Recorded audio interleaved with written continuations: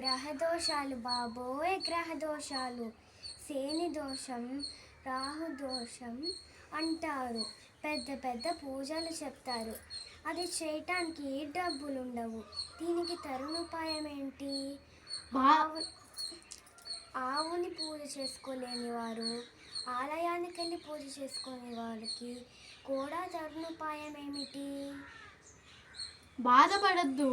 మన భగవద్గీతలో శ్రీకృష్ణ పరమాత్మ ఇలా చెప్పారు, మన అమ్మగారు చెప్తారు. అవునా? మీకు ఇంట్లో అక్కడ ఆలయానికి వెళ్ళలేని వాళ్ళకి, ఆవు పూజ చేసుకోలేని వాళ్ళకి కూడా మా భగవద్గీతలో మన శ్రీకృష్ణ పరమాత్మ ఈ విధంగా తరుణోపాయం చెప్పారు. మన ఇంటి ముందు కృష్ణ తులసి, లక్ష్మి తులసి చెట్లని కుండీలో పెట్టి, తులసి కూటలో పెట్టి నిత్యము పూజ చేసుకోవటం ద్వారా, దీపారాధన చేసి నిత్య పూజ చేసుకోవటం ద్వారా కూడా బయట ఎవరైనా వస్తే వాళ్ళ చూపు మన మీద పడితే దిష్టి దోషాలు తగులుతాయి. ముందు తులసమ్మని చూసి మనల్ని చూస్తేట దిష్టి దోషాలు ఉండవన్నమాట. ఆ తులసమ్మలో అంతటి విశిష్టత ఉంది, దిష్టి తీసేసే విశిష్టత ఉన్నది. అందుకే ఇంటి ముందు తులసమ్మని పెట్టి, ప్రతినిత్యం దీపం పెట్టి, ఒక పుష్పం పెట్టి నమస్కారం చేసుకుని, సూర్య నమస్కారం చేసుకోవటం ద్వారా చాలా వరకు గ్రహదోషాలు పోతాయట.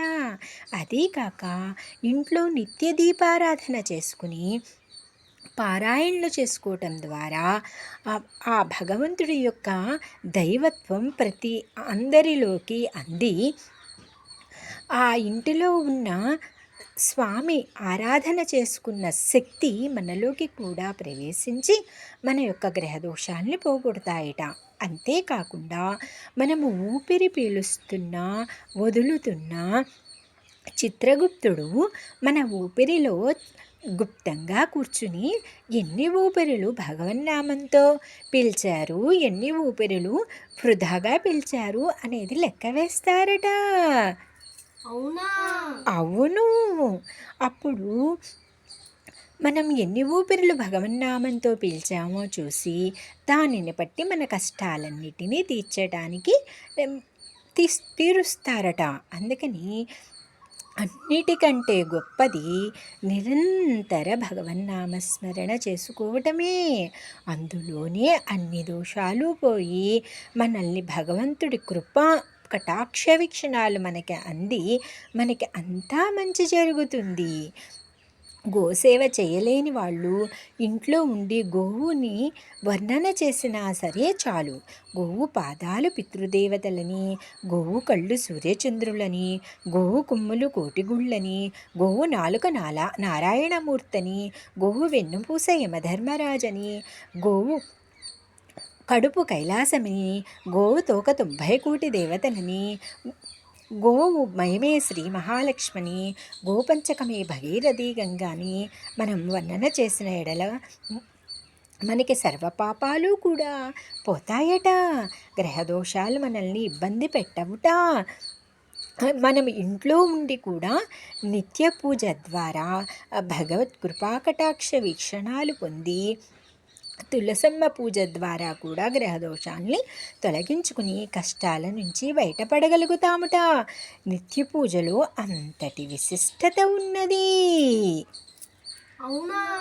అవును. మీరు తులసి గురించి చెప్పటం వలన, నేను తులసి అమ్మని పూజ చేయటం వలన నాకంతా మంచి జరిగింది. గ్రహదోషాలు కూడా పోయినాయి. నేను ఇంట్లో పూజ చేయటం ద్వారా నా కష్టాలన్నీ పోయినాయి. అవునా? అవును.